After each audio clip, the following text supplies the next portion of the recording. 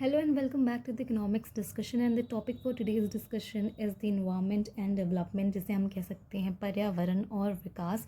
जहां हम विकास की बात करते हैं वहीं कहीं ना कहीं हम अपने पर्यावरण के साथ बहुत ज़्यादा ज्यादती करते हैं, या हम कह सकते हैं अपने पर्यावरण को हम कई तरीक़ों से नुकसान पहुंचाते हैं। जहां हम बात करते हैं इंडस्ट्रियल ग्रोथ की, वहीं हम ये नहीं देखते कि किस तरीके से इन्वायरमेंटल डिग्रेडेशन भी होता है। साथ साथ नई इंडस्ट्रीज़ तो लगती हैं, नए फैक्ट्रीज़ लगती हैं, नए प्लांट्स लगते हैं, लेकिन यही सारे फैक्टर्स जो हैं वो एक रीज़न बनते हैं इन्वायरमेंटल डिग्रेडेशन का, रिसोर्स डिप्लीशन का। और ये थोड़े मोड़े छोटे मोटे अमाउंट में नहीं बल्कि लार्ज स्केल पे होता है। कई एक्सपर्ट्स ने कई सारे डिकेड से इनके बारे में डिस्कशन किया है, और उन्हीं में से कुछ एक्सपर्ट्स थे जिनका नाम था D.H. Meadows, D.L. Meadows and R. Randers, जिन्होंने अपना कंट्रीब्यूशन दिया था in the book called the limits to growth, जो कि पब्लिश हुई थी 1972 में, जो कि नॉन रिन्यूएबल रिसोर्सेज के कंजम्पशन के चलते किस तरीके से हमारे जो नॉन रिन्यूएबल रिसोर्सेज एग्जॉस्ट हो जाएंगे आने वाले फ्यूचर में, इसके बारे में बात की है। नॉन रिन्यूएबल रिसोर्सेज वो रिसोर्सेज होते हैं जैसे कि वाटर, कोल और टाइप के मिनरल्स होते हैं, डायमंड्स, गोल्ड, सिल्वर, जो पेट्रोलियम, नेचुरल गैसेस, ऐसे रिसोर्सेज जो एक बार एग्जॉस्ट हो गए तो हमें वो वापस से मिल नहीं पाएंगे, और उन्हें बनने में बिलियन एंड मिलियन ईयर्स लग जाते हैं।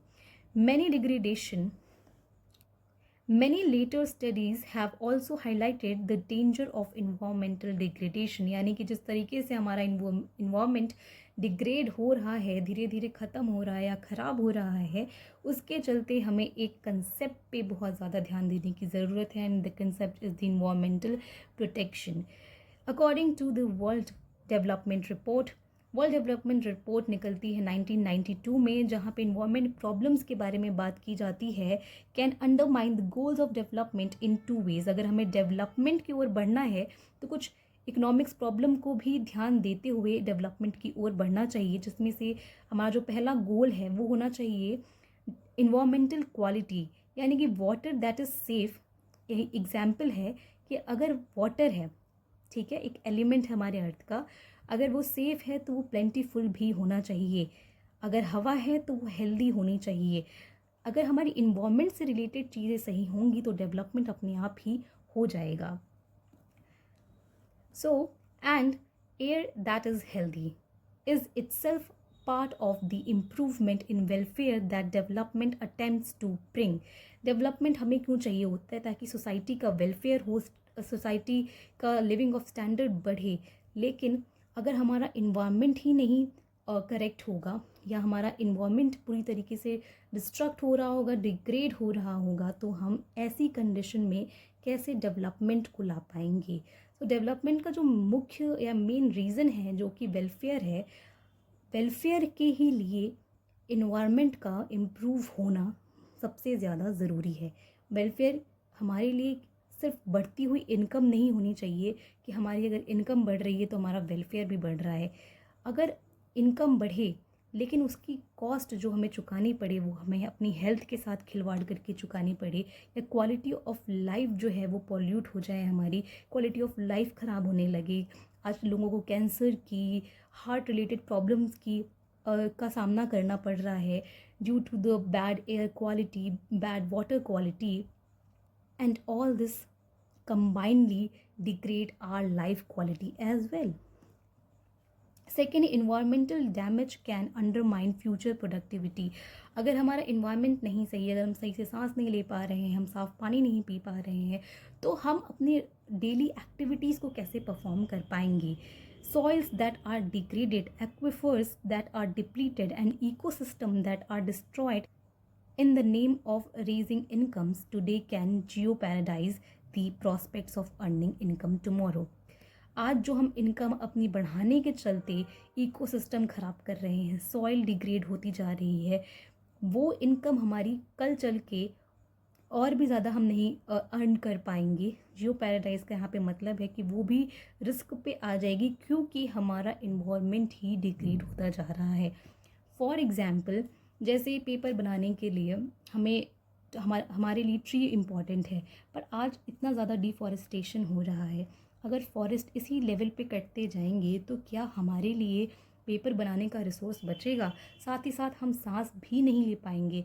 सो everything which we are producing and everything in this planet is secured just because of environment. We are interconnected to each other. Our biodiversity connected with the environment and environment connect us with the nature. Okay, so environment is really important for the human survival. तो एक बहुत अच्छी सी definition यहाँ पे दी हुई है जिसको हम समझने की कोशिश करते हैं.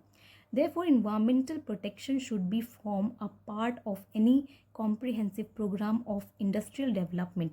जहाँ हम इंडस्ट्रियल डेवलपमेंट की बात करते हैं वहीं हमें इन्वायरमेंटल प्रोटेक्शन की भी बात करनी चाहिए. यानी कि इंडस्ट्रियल डेवलपमेंट जहाँ होगा वहाँ पे इन्वायरमेंट प्रोटेक्शन भी इम्पॉर्टेंट है, या इन्वायरमेंटल प्रोटेक्शन इंडस्ट्रियल डेवलपमेंट का ही एक पार्ट है, उससे अलग नहीं है.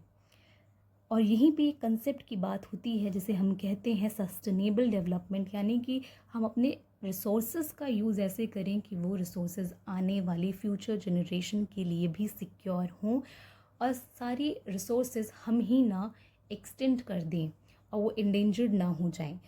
आज के टाइम पे जैसे बहुत से लोग हैं जो कि नॉन वेजिटेरियन हैं, लेकिन वो ये नहीं समझते हैं कि इस तरीके से अगर हम मास लेवल पे एनिमल्स का कंजम्पशन करते रहेंगे तो कितनी जल्दी जो अभी हमारे पास वैरायटी ऑफ एनिमल्स बचे हैं वो भी या तो एक्सटेंट हो जाएंगे आने वाले फ्यूचर जनरेशन में, या वो भी एंडेंजर्ड हो जाएंगे. So this is up to you guys that whoever are here non-vegetarian, please concern about the animals and their pitiful conditions. Okay, so let's move. अब हम बात करेंगे कुछ इम्पॉर्टेंट टॉपिक के बारे में जो हम अपने आने वाली वीडियोस में जिनके बारे में हम डिस्कस करेंगे, और वो शुरू होती हैं कुछ इम्पॉर्टेंट क्वेश्चन से. तो पहला क्वेश्चन है, why is environmental protection necessary for sustainable development. Second is does economic growth led to environmental degradation. जहाँ हम इकोनॉमिक ग्रोथ करते हैं, सड़कें बनाते हैं, अलग अलग व्हीकल्स बनाते हैं, प्लांट्स लगाते हैं, मशीनरी लगाते हैं, फैक्ट्रीज लगाते हैं, क्या हम उन्हीं के साथ साथ अपने इन्वायरमेंट के साथ खेल रहे हैं या इन्वायरमेंटल डिग्रेडेशन भी कर रहे हैं. दूसरा क्वेश्चन है, what policy measures have been adopted by the government of India for the protection of environment and global concerns क्या है. सो ये था एक introductory video related to the environment. ठीक है, और आने वाले वीडियोस में हम नेक्स्ट टॉपिक जो कवर करेंगे वो हमारा होगा environmental protection and sustainable development. ठीक है, तो यहाँ पे हम जो ब्रिटलैंड की रिपोर्ट है फॉर आवर कॉमन फ्यूचर, इसके बारे में बात करेंगे और सस्टेनेबल डेवलपमेंट से रिलेटेड कंसेप्ट को समझने की कोशिश करेंगे. So thank you for watching this video, and please wait for the second part. Second part will also come, and we will make a series of videos related to the environment protection and environment development.